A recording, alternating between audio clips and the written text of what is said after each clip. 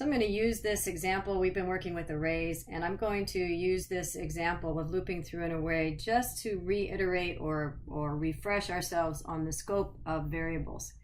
So I've set up a script that has a var, so I've declared a global variable of an array, which means that array should be available to all of my JavaScript on this page. For example, I have an array that is calling array of animals, a function that's calling array of animals. So within, probably need to indent that if I were to be proper. So within this array, this function understands or knows what the value of array of animals are. And I'm also console logging it down here in this script after I've already written the LIs.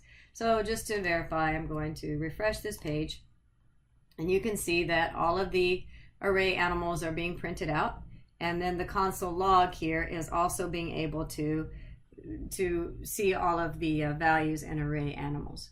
So as a kind of a brush up, let's look at, we have this for loop that is using a variable I to loop through all of those animals. Now remember that I is actually a variable, and I did not put the word var in front of the I, which means that I is available to, it's now a global variable, and it's available to all of the JavaScript. In other words, if I console log an I here, this script knows the value of I because var was left off, the word var was left off of this I. And so if I console log now I, we should be able to see that I is still 3, because that's what it ended up with after this loop ran. And so I still has a value. If we put the word var in front of the value of the variable I, now we're saying that this variable I is local only to this for loop.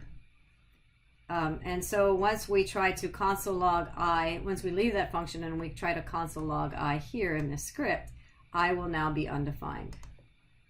Oh, I guess you have to save it first, and then, so now you'll see that I have an error, and that is I is not defined.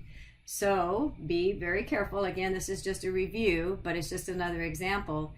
If you were to try to use an I later, you might need to reinitialize it to 0 if you want it to be fresh, or if you actually want to maintain that value, then we'll put the var in front to make it local or global. So just a refresher on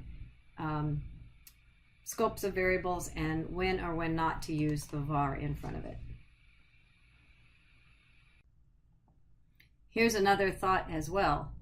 If I make I local, it's not just local to this for loop, but it's local just to this function.